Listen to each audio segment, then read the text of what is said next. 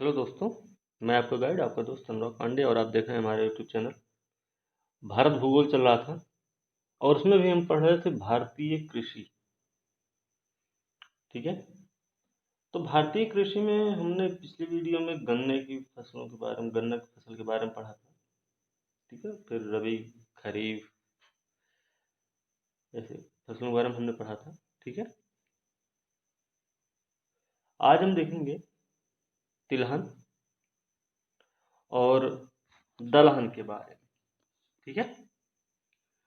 तो तिलहन और दलहन के बारे में हम देखेंगे।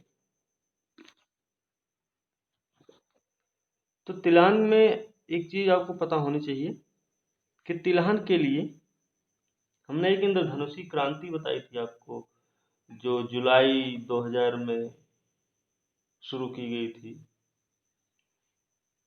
ठीक है। तो उसमें एक पीत येलो क्रांति थी।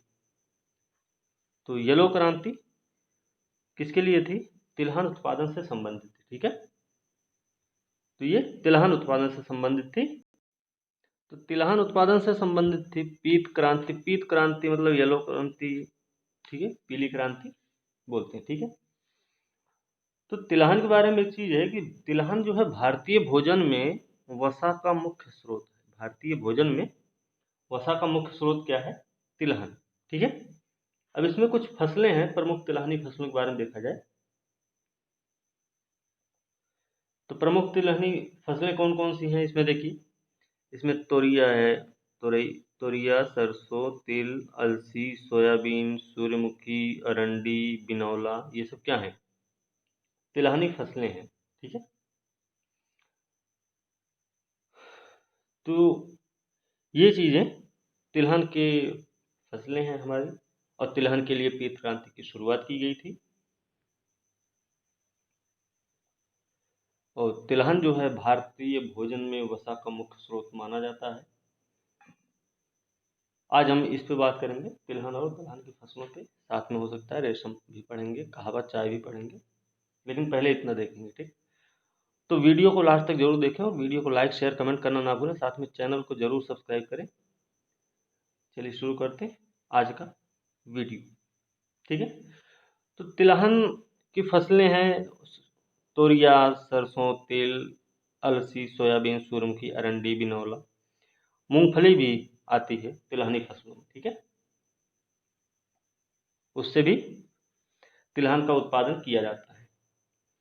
तो सबसे बड़ा उत्पादक राज्य जो है उसमें मध्य प्रदेश सबसे पहले, फिर राजस्थान, फिर आपका गुजरात आएगा। मध्य प्रदेश, राजस्थान और गुजरात इसके बड़े उत्पादक राज्य हैं। किसके? सरसों के, मतलब तिलहन के। ठीक है ना।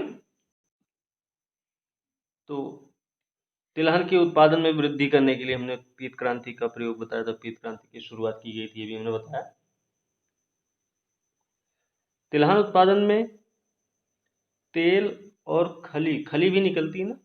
तो तेल और खली का उपयोग कहाँ किया जाता है, इसके बारे में जानकारी होनी चाहिए, प्रश्न आता भी है। ठीक है ना। तो इसका उपयोग होता है स्नेहक में, स्नेहक, वार्निश, औषधि, है ना। औषधि में भी इसका उपयोग होता है। फिर सुगंधित पदार्थ बनाने में भी तेल का प्रयोग किया जाता है। फिर मोमबत्ती भी है, मोमबत्ती, साबुन, उर्वरक और पशुआहार, पशुआहार के निर्माण में खली का उपयोग करते हैं। ठीक है। तो सबसे पहले हम देखेंगे मूंगफली के बारे में। मूंगफली भी एक तिलहनी फसल है। तो मूंगफली के बारे में क्या है? मूंगफली प्रमुख तिलहनी फसल है। भारत में मूंगफली प्रमुख तिलहनी फसल है और ये वानस्पतिक प्रोटीन का अच्छा स्रोत माना जाता है। वानस्पतिक प्रोटीन का अच्छा स्रोत है आपका मूंगफली, और प्रमुख तिलहनी फसल भी है। सबसे बड़ी बात, ये प्रश्न आया भी है, आ चुका है पहले, कि वानस्पतिक प्रोटीन का अच्छा स्रोत क्या है? तो मूंगफली है। ठीक है। उष्णकटिबंधीय फसल है ये। ये भी ध्यान रखना। उष्णकटिबंधीय फसल है, तापमान इसके लिए चाहिए 15 से 25 डिग्री सेंटीग्रेड और वर्षा 50 से 80 सेंटीमीटर। 50 से 80 सेंटीमीटर वर्षा चाहिए, 15 से 25 डिग्री सेंटीग्रेड तापमान की जरूरत होती है। इसको गरीबों का काजू कहते हैं। तो गरीबों का काजू मान लीजिए प्रश्न आ गया तो आपको पता होना चाहिए, तो पता होना चाहिए कि मूंगफली है। ठीक है,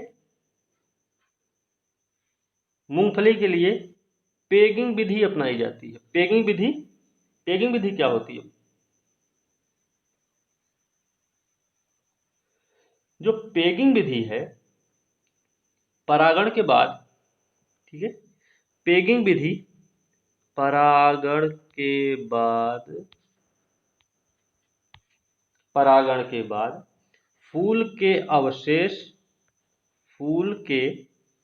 अवशेष, ध्यान रखना पेगिंग विधि क्या होती है, अवशेष भाग के आधार से पेग निकलकर कहाँ जाता है? जड़ की तरह नीचे की ओर मुड़कर जमीन के भीतर वृद्धि करता है। ठीक है, तो पेगिंग विधि मूंगफली के लिए होती है और ये एक लाभकारी प्रक्रिया है। पेगिंग विधि क्या है? लाभकारी प्रक्रिया भी है। ठीक है, ये चीज ध्यान रखना हमें कि पेगिंग विधि मूंगफली के लिए लाभकारी प्रक्रिया है। इसमें परागण के बाद फूल के अवशेष भाग के आधार से पेग निकलकर, अवशेष भाग से के आधार से पेग निकलकर कहाँ जाता है? जड़ की तरह नीचे की ओर मुड़कर जमीन के अंदर में जाके वृद्धि करता है। ठीक है, ये चीज आपको पता होनी चाहिए। ठीक, उत्पादक राज्य की अगर हम बात करें तो गुजरात है, राजस्थान है, तमिलनाडु प्रमुख राज्य हैं मूंगफली उत्पादन में। ठीक है, आगे फिर सोयाबीन भी देखते हैं। तो सोयाबीन प्रोटीन का अच्छा स्रोत माना जाता है। प्रोटीन का अच्छा स्रोत माना जाता है सोयाबीन, और वानस्पतिक प्रोटीन का अच्छा स्रोत माना जाता है मूंगफली। दोनों में अंतर है, वो वानस्पतिक प्रोटीन का अच्छा स्रोत, ये सोयाबीन प्रोटीन का अच्छा स्रोत है। ठीक, तापमान की अगर हम बात करें तो 15 से 25 सेम है मूंगफली की तरह, लेकिन वर्षा इसको 40 से 60 सेंटीमीटर चाहिए होती है। ठीक है, 40 से 60 सेंटीमीटर वर्षा चाहिए होती है और 15 से 25 तापमान चाहिए। साथ में इसको अम्लीय दोमट मिट्टी की जरूरत पड़ती, मतलब 6 से 6.5 pH के बीच वाली। ठीक है, 6 से 6.5 pH मान की अम्लीय दोमट मिट्टी की जरूरत पड़ती है। यह एक खरीफ फसल है। ठीक है, खरीफ फसल है यह एक। और कृषि क्षेत्र की अगर हम बात करें, कृषि क्षेत्र सबसे ज्यादा मध्य प्रदेश में है, उसके बाद आता है महाराष्ट्र। कृषि क्षेत्र है सबसे ज्यादा मध्य प्रदेश, फिर आता है महाराष्ट्र, मतलब मध्य प्रदेश फिर उसके नीचे आपका महाराष्ट्र आ जाएगा। ठीक है, लेकिन उत्पादन में अगर हम देखेंगे तो मध्य प्रदेश, महाराष्ट्र और राजस्थान आता है। ठीक है, ठीक है ना, ये चीजें। अब अगली फसल है सरसों, मतलब तेल की सरसों। सरसों क्या है? सबसे पहली बात, ये रबी की फसल है, पहली चीज। दूसरी चीज क्या है कि प्रमुख तिलहनी फसल भी है, ये प्रमुख तिलहनी फसल भी है। ठीक है, टेम्परेचर की अगर हम बात करें तो 15 से 25 टेम्परेचर चाहिए, वर्षा चाहिए 75 से 100 सेंटीमीटर। 75 से 25 15 से 25 तापमान और 75 से 100 सेंटीमीटर वर्षा की जरूरत पड़ती है इसमें। ठीक है, अगर हम उत्पादक राज्य की बात करते हैं तो इसमें राजस्थान है, मध्य प्रदेश है, हरियाणा, फिर उत्तर प्रदेश का स्थान आता। राजस्थान, मध्य प्रदेश, हरियाणा और उत्तर प्रदेश का स्थान आएगा। और अगर इसकी किस्मों की बात करें तो किस्मों की बात अगर हम करते हैं तो पूसा बोल्ड, कई बार इनकी प्रजातियों के बारे में आता कि ये किस फसल की प्रजाति है, तो पूसा बोल्ड है, फिर पूसा भी है एक, फिर जय किसान, वरुणा, पीताम्बरी को बोलते हैं RYSK 0502, RYSK 0502 मतलब पीताम्बरी को पीली सरसों जो बोलते हैं उसको, ठीक है। ये इसकी किस्में हैं। इसकी परिपक्वता अवधि के बारे में अगर बात की जाए तो 110 से 115 दिन लगता है इसको तैयार होने में, ठीक है। तो 110 से 115 दिन का मतलब कितना हुआ, 3 महीने से ज्यादा, 3 माह से अधिक, कितना, 3 माह 20 से 25 दिन, ठीक है ना, ये तो है। तो ये चीज भी हमें याद रखनी। चलिए अब हम देखेंगे दलहनी फसल। तो दलहनी फसल क्या है? दलहनी फसल तो सबसे पहली बात कि ये तीनों में, रबी, खरीफ और जायद तीनों में उगाई जाती है। भारत में अधिकांश जनसंख्या की प्रोटीन प्राप्ति का सबसे प्रमुख साधन है। भारत में अधिकांश जनसंख्या की प्रोटीन प्राप्ति का सबसे प्रमुख साधन है दालें, दलहन फसलें, ठीक है, दलहने। ये तीनों फसलों के अंतर्गत आते हैं, ये आपको पता ही है। अब इसमें दालों में कौन कौन से हैं ये भी आपको पता होना चाहिए। तो इसमें है चना है, मटर है, उड़द, मूंग, मसूर, अरहर। चना, उड़द, मूंग, मसूर, अरहर, ये जो है दलहनी फसलें हैं, ठीक है। दलहनी फसलों में क्या होता है कि हवा से नाइट्रोजन संचित करने की क्षमता जो होती है वो सबसे अधिक होती है। दलहनी फसलों से हवा से नाइट्रोजन संचित करने की जो क्षमता होती है वो सबसे अधिक होती है। इसमें क्या होता है, कोबाल्ट, राइजोबियम के द्वारा, कोबाल्ट और राइजोबियम के द्वारा दलहनी फसलों से हवा से नाइट्रोजन संचित करने की क्षमता सबसे अधिक होती है। इसमें देखिए विटामिन B12 के संश्लेषण में, जो कि विटामिन B12 के संश्लेषण में सहायक होते हैं, ठीक, क्लियर हुआ, ठीक है। भारत में हम बात करें अगर दालों का अत्यधिक उपभोग होने के कारण, भारत में बहुत ज्यादा उपभोग होता है, तो हम क्या करते हैं, हमारे यहाँ बहुत ज्यादा उत्पादन भी होता है लेकिन उपभोग बहुत ज्यादा है, तो हम क्या करते हैं, इसको आयात भी करते हैं। दलहन का हम आयात भी करते हैं, ठीक है। तो यहाँ देखिए लिखा गया मुख्य उत्पादक और उपभोग देश है भारत। उत्पादन में देखा जाए तो भारत के बाद म्यांमार का नंबर आता है। उत्पादन की अगर हम बात करें तो भारत के बाद म्यांमार का स्थान आता है विश्व स्तर पे, ठीक है। ये चीजें हैं। अब देखिए भारत के उत्तर पूर्वी राज्यों में, अभी देखिए इसमें कुछ चीजें नहीं है जो आपको बताना भी जरूरी है। तो भारत के उत्तर पूर्वी राज्यों में क्या होता है कि लंबी अवधि की अरहर प्रचलित है, ठीक है। भारत के उत्तर पूर्वी राज्यों में लंबी अवधि की अरहर प्रचलित है, लेकिन अगर मध्य और दक्षिणी भागों की बात करें तो यहाँ पे मध्यम अवधि की अरहर उगाई जाती है, ठीक है। उत्तर भारत में ऐसा क्यों है? उत्तर भारत में सिंचित दशा में क्या होता है, सिंचाई भी होती है। अगर जहाँ पे सिंचाई हो रही है वहाँ पे कम अवधि की अरहर को द्विफसली प्रणाली के घटक के रूप में प्रचलित किया गया है। तो ये भी ध्यान रखना है कि दलहनी फसलें जो हैं उत्तर भारत में सिंचित दशा में कम अवधि की होती हैं, तो उसमें क्या होता है, वो द्विफसली हो जाती है, मतलब 2 बार उनकी फसल ले लेते हैं, ठीक है। तो चलिए दलहनी फसलों में देखिए उत्पादक राज्य की अगर हम बात करें पूरी तरह से, तो मध्य प्रदेश पहले स्थान पे, फिर महाराष्ट्र आएगा, फिर राजस्थान, फिर उत्तर प्रदेश आएगा। तो मध्य प्रदेश, महाराष्ट्र, राजस्थान और उत्तर प्रदेश का स्थान आता है कुल दाल के उत्पादन में, ना कि किसी एक के, ठीक है। तो दलहनी फसलों में देखिए अरहर प्रमुख स्थान है अरहर का। तो अरहर के बारे में हम बात करेंगे तो दलहनी फसलों में प्रमुख स्थान अरहर का है। तापमान की अगर हम बात करें तो 20 से 25 डिग्री सेंटीग्रेड तापमान और 40 से 80 सेंटीमीटर वर्षा की आवश्यकता होती है यहाँ पे, ठीक है। तो 40 से 80 सेंटीमीटर वर्षा, 20 से 25 डिग्री सेंटीग्रेड तापमान की जरूरत है। उत्पादन की अगर हम बात करें तो ये गंगा मैदान के जलोढ़ मिट्टी से लेकर कहाँ तक, प्रायद्वीप के काली मिट्टी के क्षेत्र तक इसका उत्पादन किया जाता है। मतलब गंगा मैदान के जलोढ़ क्षेत्र से लेके प्रायद्वीप के काले मिट्टी क्षेत्र तक इसका उत्पादन किया जाता है।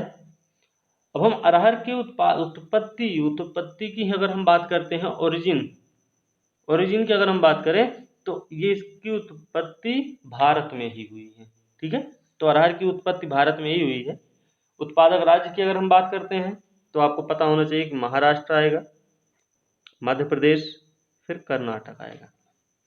दलहन में महाराष्ट्र, मध्य प्रदेश और कर्नाटक।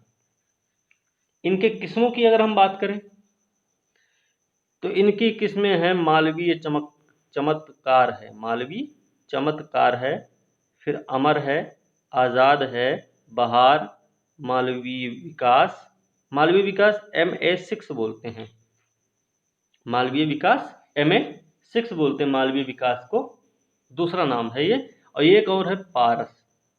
ये सारी अरहर की किस्में हैं। तो किस्मों के बारे में भी ध्यान रखना, क्योंकि प्रश्न यहाँ से भी उठते हैं, प्रश्न यहाँ से भी पूछे जाते हैं, तो ये चीज़ हमें ध्यान रखनी है। ठीक, एक चीज़ और ध्यान रखना इसमें कि ये साल भर की फसल है अरहर। ठीक है, अरहर साल भर की, वर्ष भर की फसल है। जहाँ पे सिंचाई उपलब्ध है, सिंचाई के साधन उपलब्ध, वहाँ पे 2-2 फसलें दालों की ली जाती हैं, अरहर की नहीं बोल सकते वहाँ पे। ठीक है, तो इसमें एक चीज़ ये ध्यान रखना कि त्रुटिपूर्ण अगर अपवाह है, मतलब जल निकासी की अगर व्यवस्था ठीक ठाक नहीं है, यहाँ पे अरहर की हम बात कर रहे हैं, जल निकासी की व्यवस्था ठीक ना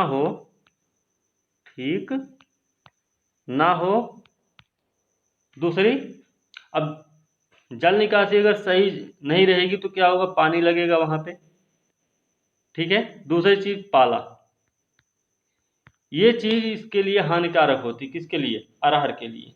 त्रुटिपूर्ण अपवाह या फिर जल निकासी की व्यवस्था ठीक ना होने पर, जल लग्नता होने पर, जल लग जाए तो जल निकासी नहीं है तो जल लग्नता, त्रुटिपूर्ण अपवाह और साथ में पाला अरहर की फसल के लिए हानिकारक होते हैं। ठीक, ये चीज़ आपको पता होनी चाहिए। ठीक है, तो त्रुटिपूर्ण अपवाह, जल लग्नता, साथ में पाला हानिकारक होते हैं दलहनी फसल अरहर के लिए। ठीक है, चलिए ये हो गया।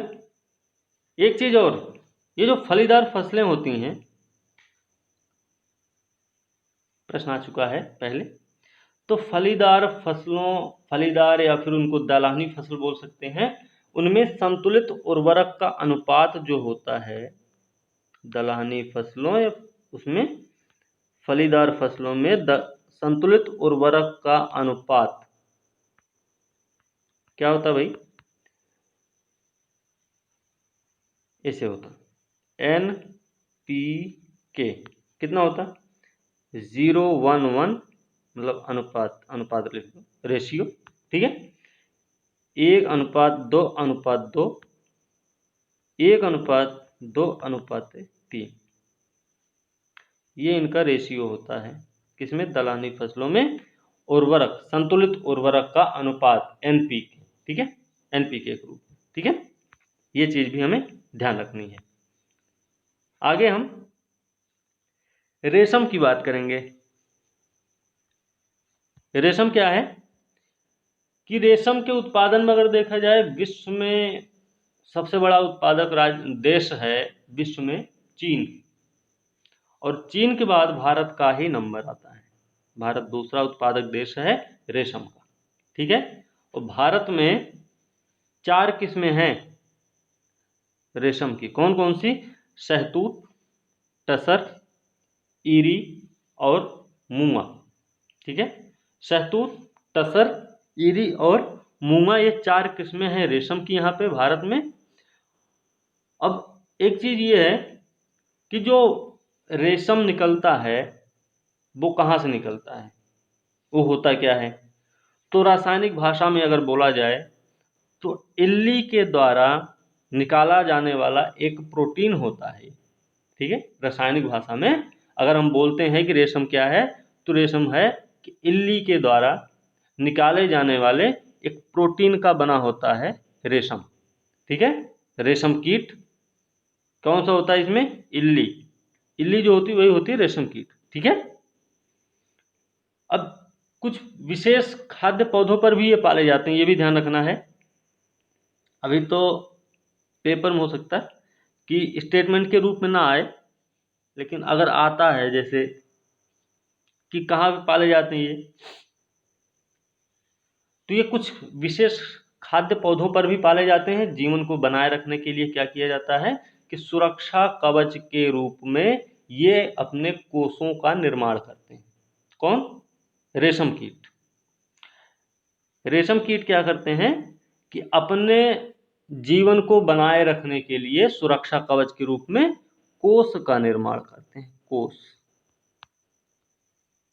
ठीक है, कुछ ऐसे ही होता होगा जैसे भी हो, ठीक है। तो कोष का निर्माण करते हैं और फिर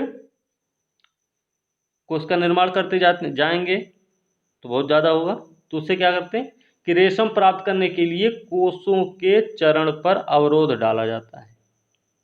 ठीक है भाई, रेशम को अगर पाना है तो कोषों के चरण पे अवरोध डालना होगा, ठीक है, तो वही किया जाता है। और इसी से व्यावसायिक महत्व का अटूट तंतु निकालकर वस्त्र की बुनाई करने के लिए रेशम प्राप्त कर लिया जाता है।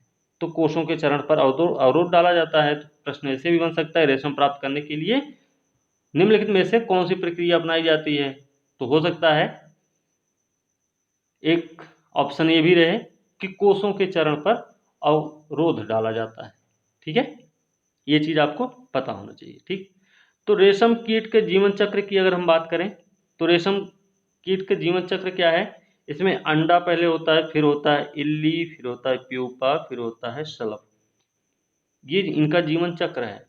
इस पे प्रश्न आ सकता है, इनके जीवन चक्र के बारे में बताइए। तो पहले अंडा आएगा, फिर इल्ली, फिर प्यूपा, फिर उसके बाद शलभ आएगा। ठीक है, कुल रेशम उत्पादन की अगर हम बात करें, अलग अलग रेशम जैसे शहतूत है, टसर है, ईरी है, मूंगा है, तो अलग अलग जब हम बात करेंगे तो इनमें अलग अलग राज्य हैं। लेकिन अगर कुल रेशम उत्पादन की अगर हम बात करते हैं तो पहला स्थान किसका है? पहला स्थान आता है कर्नाटक का। पहला स्थान किसका? कर्नाटक का आएगा। ठीक है, दूसरा स्थान आता है आंध्र प्रदेश का। उत्पादक राज्य अगर कुल रेशम उत्पादन की हम बात करेंगे तो कर्नाटक पहले, फिर आंध्र दूसरे स्थान पे आएगा। कर्नाटक शहतूत उत्पादन में सबसे बड़ा राज्य माना जाता है। शहतूत उत्पादन में कर्नाटक का पहला स्थान है, जो कि कितना है? 48% है। शहतूत उत्पादन में कर्नाटक का 48% का योगदान है, मतलब पहले स्थान पे कर्नाटक है। ठीक है, और जो यहाँ पे हम बताए कि कर्नाटक सबसे बड़ा है, तो ये जो है 34% यहाँ पे उत्पादन किया जाता है रेशम का। कुल रेशम का 34% कच्चा रेशम उत्पादित किया जाता है कर्नाटक में, और शहतूत रेशम का 48% उत्पादन करता है कर्नाटक। ठीक है, ये चीज ध्यान रखनी है। दूसरा, मूंगा रेशम। शहतूत हो गया, अब मूंगा की हम बात करेंगे। तो मूंगा रेशम क्या है? मूंगा रेशम का सबसे बड़ा उत्पादक राज्य आसाम माना जाता है। मूंगा का सबसे बड़ा उत्पादक राज्य आसाम माना जाता है, और यहाँ पे 85.5% मूंगा रेशम का उत्पादन किया जाता है। मूंगा रेशम का सबसे ज़्यादा उत्पादन आसाम में होता है, जो कि 85.5% है। ठीक, साथ में ईरी का भी प्रथम स्थान है। ईरी के उत्पादन में भी प्रथम स्थान रखता है आसाम। ठीक है ना, ये कितना है? ईरी में कितना है? ईरी में 62% उत्पादन करता है आसाम। ठीक है, तो हो सकता है आगे बीपीएससी का एग्जाम है तो उसमें ये भी पूछ ले, ये भी ऑप्शन दे दे, तो थोड़ा सा इस पे भी ध्यान रखना है। ठीक, अगले रेशम का नाम क्या है? टसर। टसर दो प्रकार की होती है, एक तो होती है ट्रॉपिकल और एक होती है ओक। अगर हम कुल टसर के उत्पादन की बात करेंगे तो आपका झारखंड पहला स्थान में।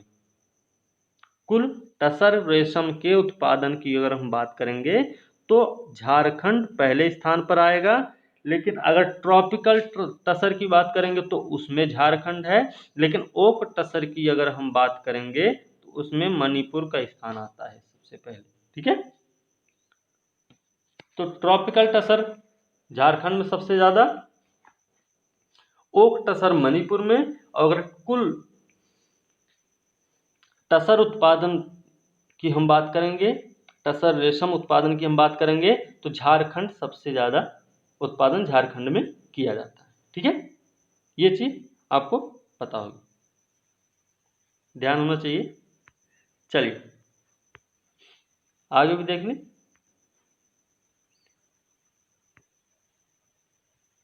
बागानी फसलें हैं, इसमें कॉफी, कहवा, चाय, यही सब हैं इसमें। ठीक है ना, चलिए ये भी देख लेते हैं, आज इसको भी निपटा देंगे। तो बागानी फसलों में क्या कौन कौन, देखिए कॉफी, कहवा।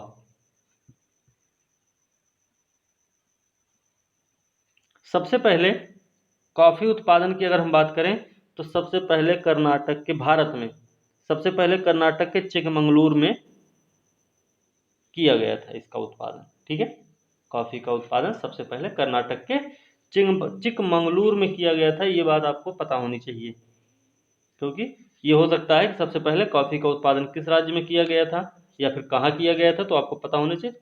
कर्नाटक के चिकमंगलूर जिले में किया गया था। ठीक, इसके किस्मों की अगर हम बात करें तो अरेबिका और रोबस्टा दो किस्में हैं कहवा की। ठीक है, अब हम बात करेंगे कहवा। कहवा के लिए तापमान कितना चाहिए? तापमान चाहिए होता है 15 से 18 डिग्री सेंटीग्रेड। औसत वार्षिक तापमान 15 से 18 डिग्री सेंटीग्रेड। और औसत वार्षिक वर्षा की बात करेंगे तो 150 से 250 सेंटीमीटर वर्षा की जरूरत पड़ती है। अब ये हो गया, तो इसकी खेती के लिए कैसा एरिया चाहिए, कैसा क्षेत्र चाहिए होता होगा। ठीक है, मिट्टी तो ठीक है, कैसा क्षेत्र चाहिए ये आपको पता होना चाहिए। ढलवा पर्वतीय धरातल चाहिए होता ताकि पानी न लगे इसमें। दोमट लावा निर्मित मिट्टी भी चाहिए, दोमट या फिर लावा मिट्टी की जरूरत पड़ती है, साथ में ढलवा पर्वतीय धरातल की जरूरत पड़ती है। ठीक है, सर्वाधिक उत्पादन की अगर हम बात करें कहवा में तो सबसे ज्यादा उत्पादन करता है कर्नाटक, फिर करता है केरल, फिर है तमिलनाडु। ठीक है, तो कहवा का सबसे ज्यादा उत्पादन कर्नाटक करता है, फिर केरल, फिर तमिलनाडु करता है। और ठीक है, अच्छा कॉफी का प्रवर्धन कैसे किया जाता है? कॉफी जो हम पीते हैं वो ऐसे पीसी पिसाई तो आती नहीं होगी, या पेड़ में ऐसे निकलती नहीं होगी, तो इसका प्रवर्धन करते हैं हम बीजों के द्वारा। बीजों के द्वारा इसका प्रवर्धन किया जाता है। ठीक है, एक संस्था है राष्ट्रीय बागवानी बोर्ड, इसके बारे में भी पता होना चाहिए। राष्ट्रीय बागवानी बोर्ड की स्थापना हुई है 1984 में, किसी अधिनियम के तहत की गई थी। कोई भी सोसाइटी, कोई भी कुछ, किसी भी चीज़ की स्थापना हो तो उसके लिए किसी न किसी अधिनियम की जरूरत है। तो सोसाइटी पंजीकरण अधिनियम 1860 के अंतर्गत इसकी स्थापना की गई है। 1984 में राष्ट्रीय बागवानी बोर्ड की स्थापना की गई, जो कि सोसाइटी पंजीकरण अधिनियम 1860 के तहत स्थापित है। ठीक, स्थापित ही नहीं है, यह एक स्वायत्त सोसाइटी है। तो इस तरीके से अगर हम पढ़ें कि सोसाइटी पंजीकरण अधिनियम 1860 के तहत एक स्वायत्त सोसाइटी के रूप में राष्ट्रीय बागवानी बोर्ड की स्थापना 1984 में की गई थी। ये बात पूरी तरह साफ हुई कि 1860 सोसाइटी पंजीकरण अधिनियम के तहत स्वायत्त सोसाइटी के रूप में राष्ट्रीय बागवानी बोर्ड की स्थापना की गई थी। ठीक है, इसका मुख्यालय की अगर हम बात करें तो हरियाणा में इसका मुख्यालय है। राष्ट्रीय बागवानी बोर्ड का मुख्यालय कहाँ है? तो हरियाणा में, कहाँ? गुड़गांव में स्थित है। ठीक है, तो ये चीज ध्यान रखनी है कि कहाँ पे है इसका मुख्यालय, तो आपको पता होना चाहिए इसका मुख्यालय आपको गुड़गांव में है। ठीक, भारत सरकार ने जैसे बागवानी है तो ये सब, ठीक है, अब कॉफ़ी की हम बात किए तो कॉफ़ी बोर्ड की भी बात होनी चाहिए, कॉफ़ी बोर्ड की भी बात होनी चाहिए, जरूरी है ना। तो कॉफ़ी बोर्ड जो है की स्थापना की बात अगर हम करें तो भारत सरकार ने वाणिज्य एवं उद्योग मंत्रालय के तहत, ध्यान रखना कि वाणिज्य एवं उद्योग मंत्रालय के तहत प्रशासनिक नियंत्रण के अधीन, भारत सरकार ने वाणिज्य एवं उद्योग मंत्रालय के प्रशासनिक नियंत्रण के अधीन सांविधिक अधिनियम, सांविधिक अधिनियम है कौन सा, कॉफी अधिनियम, कॉफी अधिनियम 1942 की धारा, तो धारा कौन सी है, धारा है 7, ये ना रोमन लिपि में 7 ऐसे लिखते हैं, ठीक है, द्वारा कॉफी बोर्ड का गठन किया गया था। तो भारत सरकार ने वाणिज्य एवं उद्योग मंत्रालय के प्रशासनिक नियंत्रण के अधीन सांविधिक निकाय अधिनियम कॉफी अधिनियम 1942 की धारा 7 के द्वारा कॉफी बोर्ड का गठन किया था, ठीक है। अगली फसल है चाय, चाय भी है और इसमें रबर। तो चाय देखते पहले, भारत की सबसे महत्वपूर्ण बागानी फसल है चाय। पहली चीज, भारत की सबसे महत्वपूर्ण बागानी फसल है चाय। इसकी उत्पत्ति की अगर हम बात करें तो ये दक्षिणी चीन के यूनान पठार का मूल पौधा है, दक्षिणी चीन के यूनान पठार का मूल पौधा है। और साथ में एक चीज ये भी ध्यान रखना कि यह एक उष्ण कटिबंधीय है, उष्ण कटिबंधीय फसल है चाय, ठीक है। तापमान की बात करें तो 25 से 30 डिग्री सेंटीग्रेड तापमान, 150 से 200 सेंटीमीटर वर्षा की जरूरत पड़ती है, ठीक है। तो 150 से 200 सेंटीमीटर वर्षा और 25 से 30 डिग्री सेंटीग्रेड तापमान की जरूरत पड़ती है। आदर्श परिस्थिति की अगर हम बात करें तो ढलवा युक्त पहाड़ी चाहिए होती इसके लिए, आदर्श परिस्थिति इसकी ये है कि ढलाव युक्त पहाड़ी ढाल की जरूरत पड़ती है, ठीक। अब किस्मों की अगर हम बात करें, 2 किस्में, बोहिया या फिर चीनी नाम है, दूसरी है असामिका या फिर असमी है ना, बोहिया या फिर चीनी, एक है असामिका और या फिर असमी, ठीक। अब उत्पादक की भी बात कर लेते हैं। जब इनकी परिस्थितियां पता हो गई, इनकी किस्मों के बारे में पता हो गया, इनकी उत्पत्ति के बारे में पता हो, तो बड़े उत्पादक राज्य की भी बात कर लेते हैं। तो सबसे बड़ा उत्पादक राज्य आसाम है, ठीक है। ये आपका क्षेत्रफल में पहला स्थान रखता है आसाम, और उत्पादन में भी पहला स्थान रखता है आसाम, ठीक। क्षेत्रफल और उत्पादन दोनों में प्रथम स्थान रखता है आसाम चाय के लिए, ठीक। और सबसे ज्यादा क्षेत्र कहाँ होता है आसाम में, तो पता होना चाहिए, ब्रह्मपुत्र घाटी में सबसे ज्यादा क्षेत्र है चाय का, ठीक है। इसके अलावा फिर देखेंगे तो पश्चिम बंगाल भी है, वेस्ट बंगाल, पश्चिम बंगाल है, तमिलनाडु भी है, इसमें केरल भी है, ठीक है, केरल भी है, कर्नाटक भी है आपका, ठीक है ना। तो पश्चिम आसाम तो है ही है, उसके बाद पश्चिम बंगाल, तमिलनाडु, केरल, कर्नाटक भी इसमें शामिल है, ठीक है। ये चीज पता होनी चाहिए। तो उत्पादन और उपभोग, विश्व स्तर पर अगर हम बात करेंगे तो उत्पादन और उपभोग में भारत का दूसरा स्थान आता है। उत्पादन और उपभोग दोनों में भारत का दूसरा स्थान है। पहला स्थान की अगर हम बात करें, दूसरा जानते हैं तो पहला भी जानना जरूरी है, तो पहला स्थान चीन का है, ठीक है। ये हो गया कुछ एक्स्ट्रा चीजें हैं चाय के लिए। तो उत्पादक राज्य देखिए यहाँ पे ये हैं, त्रिपुरा, त्रिपुरा ये नया आंकड़ा है, त्रिपुरा है, फिर आसाम आएगा, ये पश्चिम बंगाल आएगा, तमिलनाडु है, केरल है, कर्नाटक है, इस तरीके से त्रिपुरा में भी चाय उगाई जाती है, ठीक है। और ऐसे देखिए देशों की बात करें तो चीन है, फिर भारत है, फिर केन्या है, श्रीलंका है, फिर तुर्की है उत्पादन में। ठीक, निर्यातक भी देख लेते हैं। तो निर्यातक में देखिए केन्या सबसे पहले, फिर चीन है, फिर श्रीलंका, चौथा स्थान भारत का आता है निर्यात में, क्योंकि चाय बहुत पीते हैं यहाँ के लोग। ठीक है, तो उपभोग बहुत ज़्यादा है और उत्पादन भी है। ठीक है, ठीक है ना। चलिए, चाय की अगर एक चीज़ इसमें नहीं है, उसके बारे में थोड़ा जानना जरूरी है।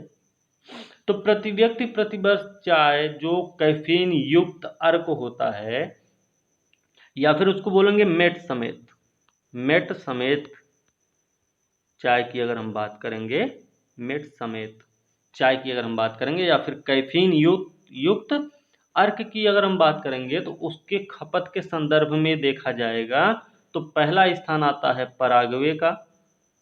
कैफीन युक्त चाय की हम बात कर रहे हैं तो पराग्वे है, फिर उरुग्वे है ना, अर्जेंटीना भी आएगा इसमें। तो ये पहला है, ये दूसरा है, फिर तीसरा है।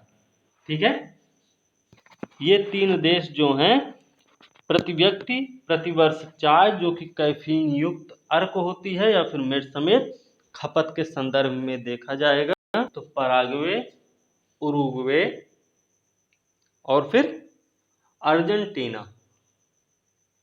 ठीक है ना। पराग्वे के बारे में एक चीज आपको ये भी पता होनी चाहिए कि जो पराग्वे है दक्षिण अमेरिका का देश है, दक्षिण अमेरिकी देश है ना। है तो अर्जेंटीना भी यही का, मतलब दक्षिण अमेरिका में ही।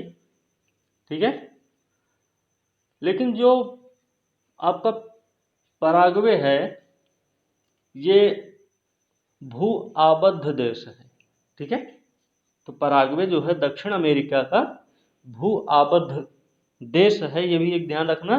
तो दक्षिण अमेरिका का भू आबद्ध देश कौन सा है तो आपको पता होना चाहिए पराग्वे है। ठीक है, चलिए ये चीज भी आपको पता हो गई। ठीक ना, पराग्वे है, पराग्वे के साथ साथ बोलीविया भी दक्षिण अमेरिका का भू आबद्ध देश है। तो पराग्वे और बोलीविया दोनों दक्षिण अमेरिकी देश हैं जो कि भू आबद्ध देश हैं। ठीक है, चलिए अगली फसल की बात करें।